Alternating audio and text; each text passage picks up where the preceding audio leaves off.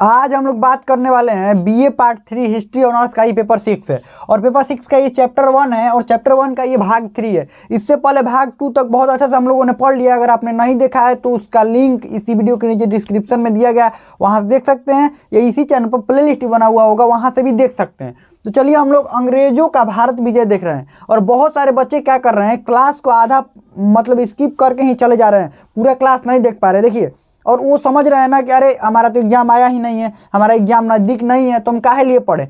अरे ये आप समझ नहीं रहे हैं, ये सिलेबस जो है आप किस चीज़ की तैयारी करते होंगे। हम इतना निश्चित कर सकते हैं ना, आप यूपीएससी की तैयारी करते होंगे या बीपीएससी की, यही दो को में तैयारी कर रहे होंगे। और मैक्सिमम चांस है कि आप यूपीएससी का ही तैयारी कर रहे होंगे। तो आप यूपीएससी का हिस्ट्री अगर आपका है, इसमें ऑनर्स हिस्ट्री है, तो निश्चित है कि आप हिस्ट्री ऑप्शनल ही लेंगे। और हिस्ट्री ऑप्शनल का आप सिलेबस उठाकर और ये जो बीए का तीनों साल का फर्स्ट ईयर, सेकेंड ईयर और थर्ड ईयर, ये तीनों साल का सिलेबस उठाइए और उसका यूपीएससी का हिस्ट्री ऑप्शनल का सिलेबस उठाइए। अगर एक भी बात मिस मैच कर जाए दोनों में ना, तो हमसे कहिएगा कि नहीं यार ये तो यूपीएससी के सिलेबस में यहाँ तक पढ़ने के लिए कहा गया और ये बात इसमें लिखा ही नहीं। नया सिलेबस की बात नहीं कर रहे हैं कि नया सिलेबस में ऐसा है वैसा नहीं, नया सिलेबस नहीं, अभी आपकी बात कर रहे हैं। आपने जो पढ़ा है ना पार्ट 1 में, पार्ट 2 में और पार्ट 3 में आप पढ़ रहे हैं, इन तीनों सिलेबसों को उठाइएगा, ठीक। और यूपीएससी का सिलेबस उठाइएगा और मैच कीजिएगा। सारा यूपीएससी का सिलेबस इसी में मिल जाएगा, समझ लीजिए। तभी तो ग्रेजुएशन के बाद डायरेक्ट आपसे एग्जाम ले लिया जाता है, किसका, यूपीएससी का। यूपीएससी ये मान कर चलती है कि आप ग्रेजुएशन में तीनों साल में बहुत बढ़िया से पढ़ाई किए हैं, साथ में ही ऑनर्स के साथ साथ अन्य पेपर भी आपने बहुत बढ़िया से पढ़ा है। आपने इकोनॉमिक्स लिया हो या जियोग्राफी लिया हो, अन्य सब्जेक्ट में, सब्सिडरी में और कंपोजिशन में आपने जो भी सब्जेक्ट लिया हो, ये मान कर चलता है, तब वो ग्रेजुएशन के डायरेक्ट बाद एग्जाम लेने लगता है। तो बच्चे सोचते हैं कि नहीं ग्रेजुएशन करने के बाद 2 साल तैयारी करना होता है, नहीं, वो मान कर चलता है कि आप ग्रेजुएशन में तैयारी किए हैं। समझ में आ रहा है। और बच्चे बहुत सारे कहते हैं अरे ये पढ़ने की जो तैयारी, ये वही सिलेबस है जो आपको कॉम्पिटिटिव एग्जाम में पूछा जाता है। और ऑनर्स पढ़ा रहा है ना, तो पूरे गहराई से पढ़ाया जाता है, ध्यान रखिएगा। चलिए आगे बात ना बढ़ाते हुए इसको हम देखते हैं। हम लोग अंग्रेजों का भारत विजय में क्या पढ़े थे, प्लासी के युद्ध के बारे में पढ़ लिए थे।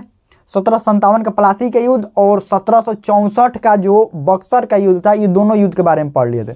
बक्सर वाले युद्ध में क्या हुआ था, बक्सर वाले युद्ध में एक तरफ अंग्रेजों की तरफ कौन था, अंग्रेजों के तरफ जो बक्सर के युद्ध हुआ था वो मुनरो था, हेक्टर मुनरो, ठीक। मुनरो था, अंग्रेजी सेना थी, अंग्रेजी सेना और भारतीय सेना भी कुछ थी इसमें, भारतीय सेना थी, ठीक। ये थे एक तरफ। और एक तरफ लोग कौन थे, एक तरफ कौन थे, बंगाल का नवाब नहीं था उस समय बंगाल के नवाब के पद से तो उसको हटा दिया गया था। मीर कासिम था। फिर अवध के जो नवाब था सुजाऊ दौला। और उसके बाद जो उस समय मुगल बादशाह था, शाह आलम द्वितीय, ये लड़े थे। लेकिन फिर भी ये लोग हार गए थे। मीर कासिम तो भाग गया, उसके बाद उसकी मृत्यु, उसके बारे में बताए हैं, ठीक। सुजाऊ दौला से और शाह आलम द्वितीय से एक एक करके अंग्रेजों ने क्या किया, संधि किया। उसको इलाहाबाद की संधि कहते हैं। वो पिछले भाग में बताया कि एक एक करके कैसे संधि किया गया इन लोगों से, शाह आलम द्वितीय से भी और सुजाऊ दौला से भी, ठीक। ये संधि हुआ था, पिछले भाग में हमने बहुत अच्छा से पढ़ाया है। अब क्या हुआ, 1764 के बाद फिर 1765 में, अब देखिए 1765 में क्या हुआ। 1765 में बंगाल में आया द्वैध शासन। अब द्वैध शासन कौन, रॉबर्ट क्लाइव के बारे में 1757 से 60 तक था, फिर 65 से 67 तक उसका कार्यकाल था। कब से कब तक, 65 से 67। और फिर इधर पहले कब था, ये पहले था 1757 से लेकर 60 तक। इसके बाद 60 के बाद रॉबर्ट क्लाइव जो कि गवर्नर था बंगाल का, ध्यान रखिएगा, रॉबर्ट क्लाइव जो कि बंगाल का गवर्नर था। ये कहाँ लौट गया था, 60 के बाद लौट गया था इंग्लैंड लौट गया था। हॉलवेल बना था गवर्नर, और भी कार्यकारी गवर्नर बना था हॉलवेल, ठीक। हॉलवेल कार्यकारी गवर्नर बना। उसके बाद फिर रॉबर्ट क्लाइव इंग्लैंड से आया, 65 में फिर बना। और 65 में बनते ही इसने क्या किया, बंगाल में द्वैध शासन की शुरुआत कर दी। द्वैध शासन क्या था बंगाल में, द्वैध मतलब दो, आपको पता भी होगा, द्वैध का मतलब 2 शासन होता है। 2 मतलब एक ही चीज को 2 लोग कर रहे हैं और आधा आधा हिस्से में बांट कर रहे हैं। बंगाल में पहले कैसे शासन से चलता था उसके बारे में थोड़ा समझ लेते हैं कि बंगाल में पहले एक शासन चलता कैसे था। देखिए, बंगाल में पहले शासन ऐसे चलता था कि बंगाल का नवाब हो गया, ठीक, नवाब, बंगाल का नवाब हो गया, उसी के पास दीवानी और यानी कि दीवान का पद, दीवानी और निजामत दोनों उसी के पास होता था। दीवानी और निजामत का मतलब ये हुआ, दीवानी का मतलब ये हुआ कि दीवान का पद और ये सूबेदार का पद,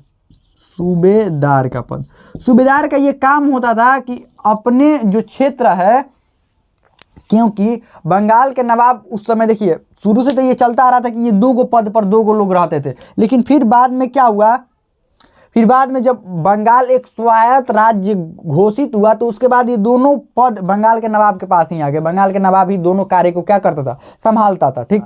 लेकिन क्या हुआ, ये दीवान का मतलब क्या हुआ, अब हाँ सूबेदार क्या करता था, सूबेदार का कार्य ये होता था ना कि अपने राज्य जो भी उनका राज्य क्षेत्र है वहाँ पर कानून व्यवस्था कैसा हो, न्याय व्यवस्था कैसा हो, प्रशासनिक जिम्मेवारी का सारा कार्य सूबेदार के पास होता था, ठीक। और दीवान मतलब राजस्व से संबंधित कार्य जो होते थे वो दीवान के पास होते थे, और ये दोनों पद नवाब के पास थे।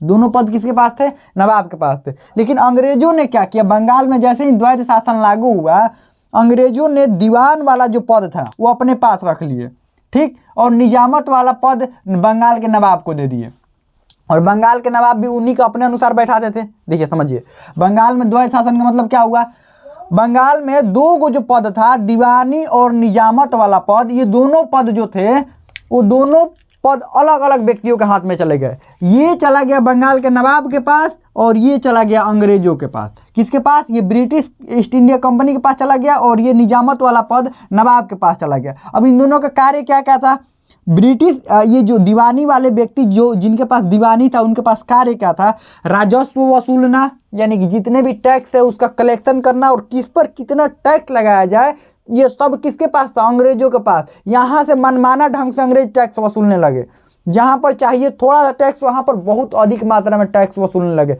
यहाँ तक बंगाल में हालत हो गया था ना टैक्स वसूलने का, कृषकों को लोन लेकर, कर्ज लेकर, साहूकारों से कर्ज लेकर और उनको टैक्स देना पड़ता था। ध्यान रखिए, किन को, अंग्रेजों को। उनका चावल 10 किलो हुआ है और उनको कह रहा है ना कि चावल आपको 20 किलो केजी देने हैं, तो बताइए किसानों को क्या करना पड़ेगा, कर्ज लेना पड़ेगा।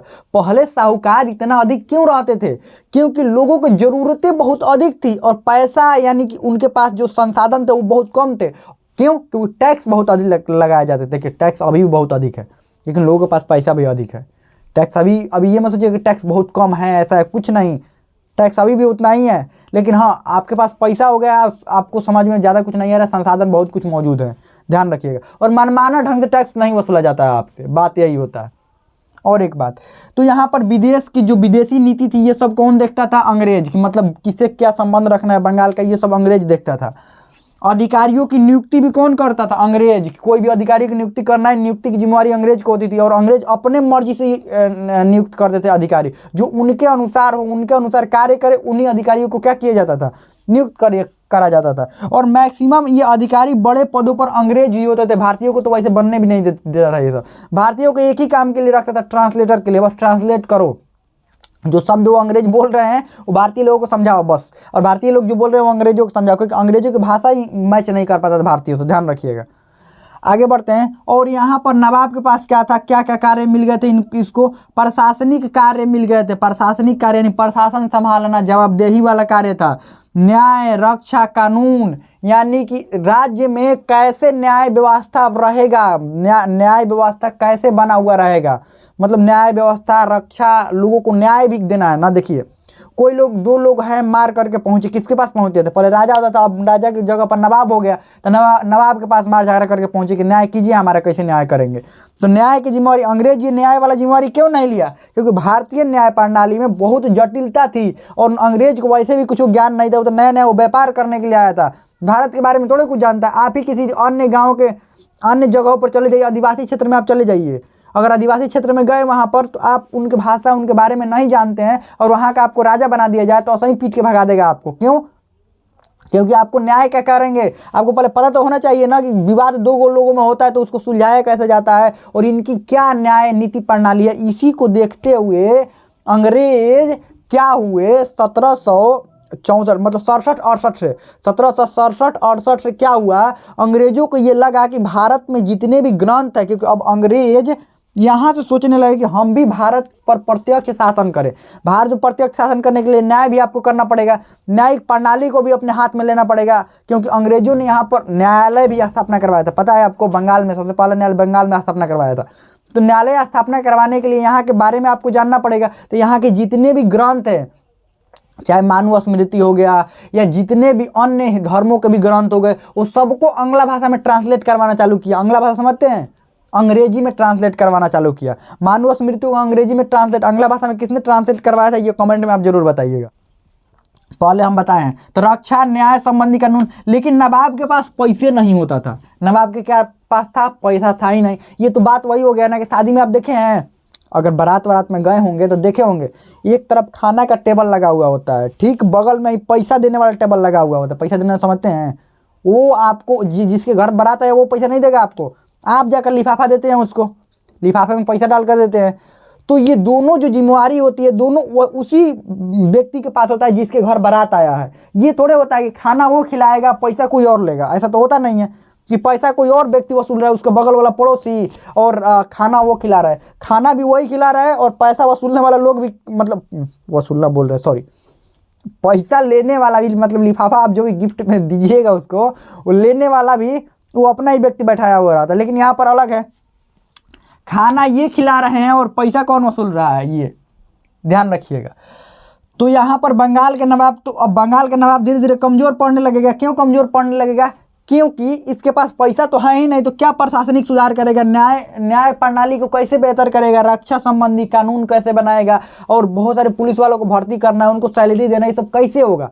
और एक बात आप कहेंगे कि सैनिक तंत्र जब इसके पास आ गया था, कि जब रक्षा कानून इसी के पास आ गया था, तो पीट के भगा देता इसको। अरे सैनिक नहीं दिया था, ये सब सैनिक को नहीं दिया था, सैनिक सारा इसी में था, सैनिक तंत्र जो था इसी के पास था। इन्होंने एक लिमिट मात्रा में सैनिक दे दिया कि चलो आप 1000 सैनिक रख लो और इसकी सैलरी आप ही देना।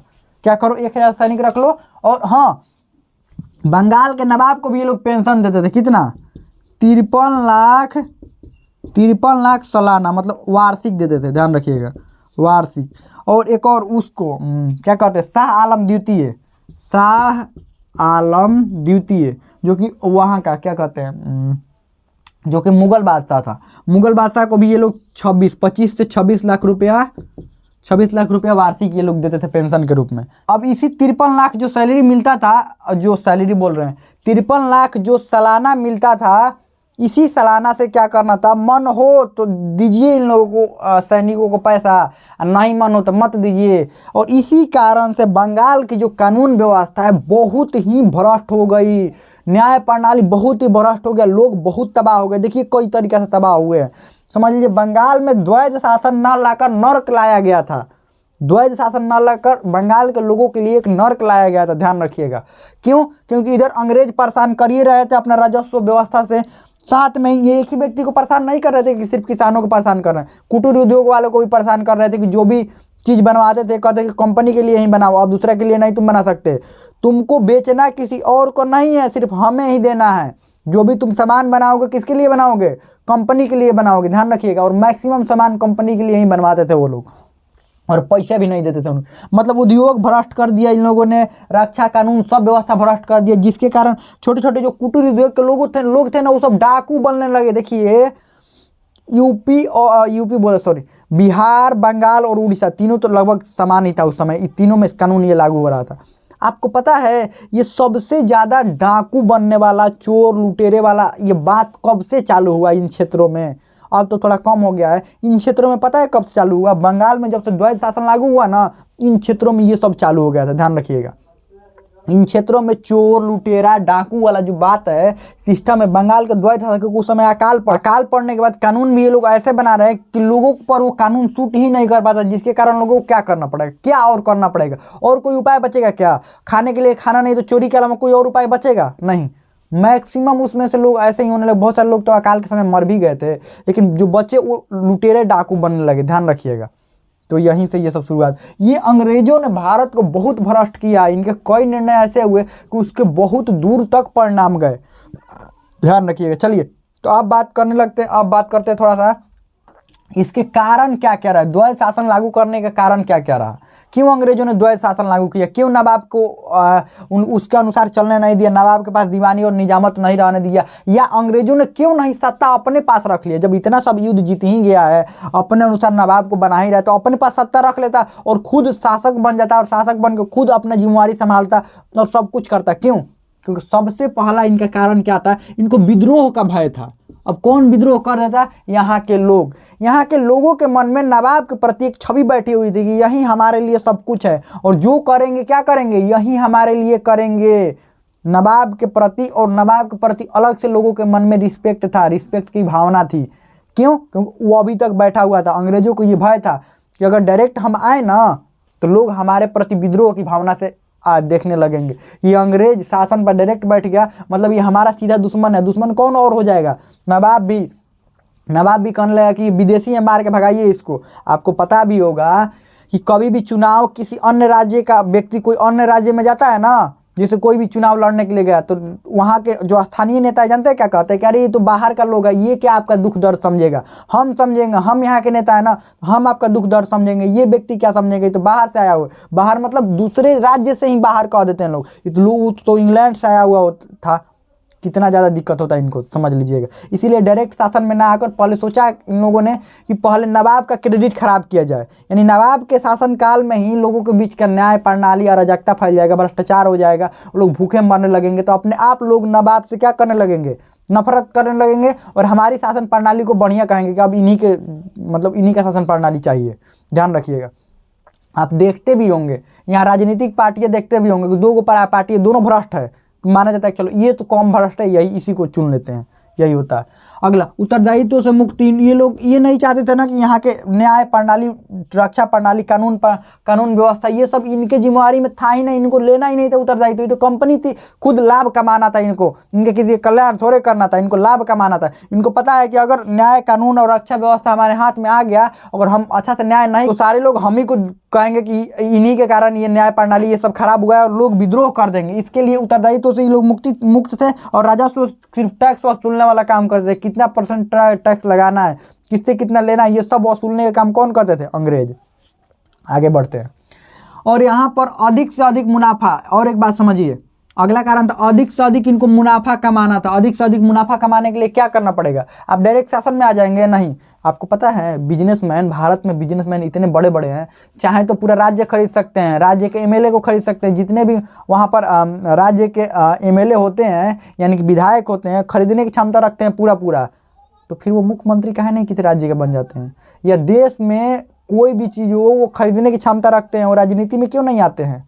भारत के बड़े बड़े बिजनेसमैन देखिएगा, कोई भी राजनीति में नहीं आता है, सब अपना फायदा कमा रहे हैं राजनीति से बाहर रहकर। क्यों? क्योंकि उनको पता है राजनीति में जिम्मेवारी होता है और जवाबदेही भी होता है। जबकि राजनीति में आने की पूरी क्षमता, आपको पता है राजनीति पैसा का सब खेल होता है। राजनीति में क्यों नहीं प्रत्यक्ष आते हैं?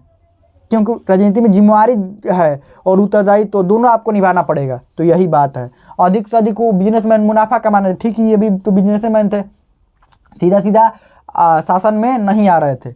आगे, प्रशासनिक कार्यों का अनुभव की कमी। और एक बात, ये कंपनी वाले लोग थे ना, ये तो व्यापारी थे, इनको प्रशासनिक कार्य के बारे में कहाँ जानकारी है? प्रशासनिक कार्य का मतलब समझते हैं? प्रशासन की न्याय व्यवस्था कैसे चलनी चाहिए और भारत की न्याय प्रणाली कैसे, इनको पता ही नहीं था। ये तो अंग्रेज थे और इंग्लैंड की न्याय प्रणाली के बारे में जानते। भारत का न्याय प्रणाली उससे बहुत भिन्न। यहाँ पर अनेक धर्मों के लोग रहते हैं और धर्म में इतनी जटिलता, बहुत कुछ था यहाँ पर धर्म में, ध्यान रखिएगा। और बहुत सारी भ्रांतियां भी फैली हुई थी, अंधविश्वास भी धर्म में थे। अंधविश्वासों का विरोध कीजिए तो लोगों आपको पीट देंगे, ध्यान रखिएगा। अगर अंधविश्वास का यहाँ विरोध कीजिएगा तो पीट देंगे। ऐसा उस समय अंधविश्वास था, तो बहुत सारे अंधविश्वास दूर हो गए हैं, ऐसा था।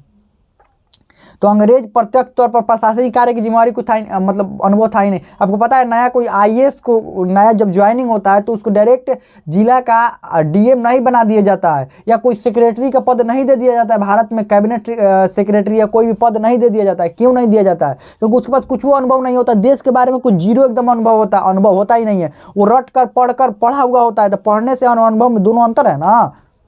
आपने स्विमिंग करने के बारे में सिर्फ पढ़ा है, जब फील्ड पर जाइएगा तो बात अलग हो जाता है। वहाँ अनुभव काम आते हैं। तो सबसे पहले उसको एसडीएम बनाया जाता है, 4-5 साल तक एसडीएम रहता है। जब देखा जाता है कार्य बढ़िया कर रहा है तो फिर उसको आईएएस बनाया जाता है। आईएएस बनाकर जिला जिला खूब घुमाया जाता है एकदम किसी भी राज्य के। और जब कुछ साल का अनुभव 10-15 साल का अनुभव हो जाता है तो उसके बाद फिर उठाकर केंद्र में लेकर जाया जाता है और वहाँ पर बड़े बड़े जो नियम कानून बनते हैं उसमें उसको शामिल किया जाता है, क्योंकि अब अनुभव बढ़िया हो गया है।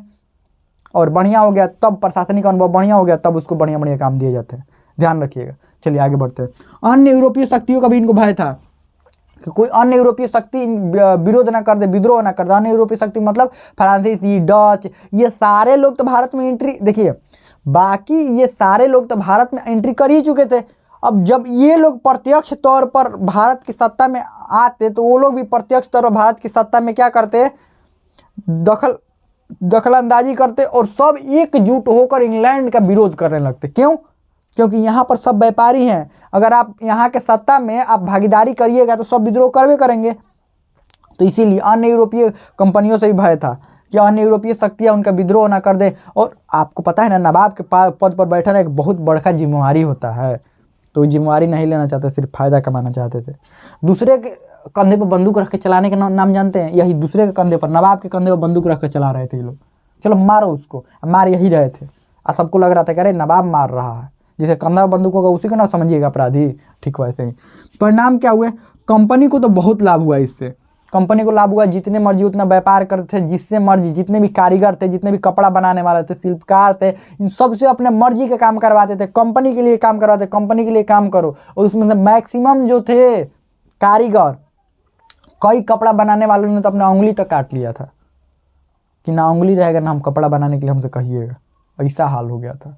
कई लोगों ने बंगाल वाले क्षेत्र को छोड़ दिया, बहुत सारा, मतलब बंगाल में उस समय इतना विनाश वाला समय चल रहा था ना कि आप कह नहीं सकते, ध्यान रखिएगा। अराजकता, इतना लूट मार फैल गया था क्योंकि न्याय प्रणाली, न्याय करने वाला न्याय कर ही नहीं रहा, पैसा है ही नहीं तो न्याय कहाँ से करोगे, पुलिस व्यवस्था मजबूत नहीं है, किसी को अपराधी किसी को पकड़ कर लाओगे तब ना न्याय करोगे, न्याय किस पर कर दोगे। कोई कहे कि हमको हमारे घर में चोरी हुआ है, ठीक, तो चोरी हुआ तो न्याय कैसे करोगे जब तक अपराधी नहीं पकड़ा जाएगा। अपराधी पकड़ा जाएगा तब तो उसको दंड दोगे, सजा। अब पकड़ने की जिम्मेवारी किसके पास होता है, पुलिस के पास। पुलिस कैसे आता है, पुलिस विभाग में भर्ती कीजिएगा और वो उनको संसाधन दीजिएगा, पैसा दीजिएगा, तब ना वो जाकर पकड़ेंगे। ये सब कुछ था ही नहीं नवाब के पास में। तो अराजकता बहुत फैल गई थी, लूट मार ये सब बंगाल में खूब एकदम हो रहा था। साथ में भ्रष्टाचार हो रहे थे। भ्रष्टाचार जो भी ब्रिटिश ईस्ट इंडिया कंपनी थी उसके अधिकारी भी भ्रष्टाचार कर रहे थे। कुछ वो जो खरीद रहे थे यहीं पर बेच रहे थे, बहुत सारी चीज़ों पर बैन लगा रहे थे कि यहाँ स्थानीय लोग नहीं बेचेंगे, हम बेचेंगे। मतलब बहुत कुछ यहाँ पर कर रहे थे। किसी से कोई भी काम करवाने के लिए, कुछ भी करने के लिए पैसा, जहाँ नहीं भी पैसा लगता था वहाँ भी पैसा ले रहे थे ये लोग, ऐसा ऐसा काम कर रहे थे। और कृषि को पूरी तरीके से चौपट कर दिया इन लोगों ने, कृषि का विनाश कर दिया। कैसे कृषि का इन लोगों ने विनाश किया, कृषि का इस तरीके से विनाश किया कि मनमाना ढंग से ये लोग टैक्स लगा देते हैं। और टैक्स मनमाना ढंग से लगाने के कारण क्या हुआ, यहाँ पर किसानों को कृषि से ही भरोसा उठ गया। अब चावल 10 किलो हो रहा है, तुम टैक्स लगा दो 20 केजी, ये कौन सा नौटंकी हुआ। किसानों को टैक्स देने के लिए यहाँ तक होता था कि साहूकारों से कर्ज लेना पड़ता था, और कर्ज के बदले अपने जो बच्चे होते थे उन बच्चों को उन साहूकारों के पास गिरवी रखना पड़ता था, या बड़े लोगों से, जमींदारों से इनको छोटे छोटे किसानों को कर्ज लेना पड़ता था। कर्ज के बदले अपने आप को गिरवी रखना पड़ता था। आपको पता है पहले बंधुआ मजदूरी होता था, बंधुआ मजदूरी मतलब जिंदगी भर मजदूरी कीजिए, तो ऐसा ही था पहले, यही होता था। और सालों साल उनका कर्ज नहीं चुका पाते थे। क्यों नहीं कर्ज चुका पाते थे? क्योंकि चक्रवृद्धि ब्याज बढ़ता था, ब्याज का ब्याज, ब्याज का ब्याज, ब्याज का ब्याज, ये सब इंटरेस्ट का इंटरेस्ट, ये सब बढ़ता रहता था, जिनके कारण जिंदगी भर उन साहूकारों से ये लोग व्यक्ति निकल नहीं पाते थे। और एक पीढ़ी नहीं, एक पीढ़ी ने कर्ज लिया, कई पीढ़ी उसका चल जाता था वैसा ही, इतने ज़्यादा ब्याज होता था कि वो चुका ही नहीं पाते थे, ये होता था। आगे बढ़ते हैं। उद्योग धंधा का समाप्त होना, ये लोग उद्योग धंधा को भी चौपट कर ही रहे थे। क्यों? क्योंकि जितने भी छोटे छोटे कुटीर उद्योग थे या बड़े उद्योग थे, ये लोग क्या कर रहे थे, कुटीर उद्योग वालों से कह रहे थे कि हमारे लिए सामान बनाओ, नहीं बनाओगे तो पिटबो करेंगे तुमको। यहाँ तक कह दिए थे ना कि सिर्फ ईस्ट इंडिया कंपनी के लिए तुम सामान बनाओगे, किसी और के लिए सामान नहीं बनाओगे। तो यहाँ तक बढ़ गया था मामला, ये ध्यान रखिएगा। और वहीं पर अंग्रेज थे जिसका नाम था सर जॉर्ज कॉर्नवाल। इसने क्या कहा था, ब्रिटिश ऑफ कॉमन्स में खड़ा होकर, वहाँ पर इंग्लैंड में, जैसे हमारे यहाँ सांसद होता है ना, वहाँ पर भी वैसा ही होता है। ब्रिटिश ऑफ कॉमन्स में खड़ा होकर क्या कहा था इसने कि मैं निश्चय पूर्वक कह सकता हूं कि 1765 से लेकर 84 तक ईस्ट इंडिया कंपनी के सरकार से झूठी भ्रष्ट सरकार दुनिया में किसी भी सभ्य देश में नहीं थी। मतलब 1765 से जो सरकार चालू हुआ बंगाल में, और 84 तक, देखिए ये जो द्वैत शासन था 72 में ही ख़त्म हो गया था, वारेन हेस्टिंग ने ही ख़त्म कर दिया था, लेकिन ये 84 तक इसको परिणाम चले थे। मतलब कोई भी काम कीजिएगा तो परिणाम बहुत दूर तक जाते हैं, ठीक वैसे ही इसका परिणाम बहुत दूर तक गया। तो उसने कहा कि इतना झूठा और भ्रष्ट सरकार हमने कहीं नहीं देखा था। साथ में ही यहाँ पर अकाल भी पड़ गया था, ध्यान रखिएगा, अकाल में बहुत सारे लोग मर गए थे, यही तो था। तो हमें लगता है कि इतना समझ में आ गया, कारण और परिणाम भी समझ में आ गया होगा द्वैत शासन का। और यहाँ पर होता है हमारा चैप्टर समाप्त। इसके बाद इसका ऑब्जेक्टिव क्वेश्चन देखेंगे, उसके बाद उसका सब्जेक्टिव क्वेश्चन देखेंगे। तो हमें लगता है समझ में आ गया होगा। इसमें कोई भी डाउट हो, कोई भी क्वेश्चन हो, आप कमेंट में पूछ सकते हैं, हमें लगता है समझ में आ गया होगा।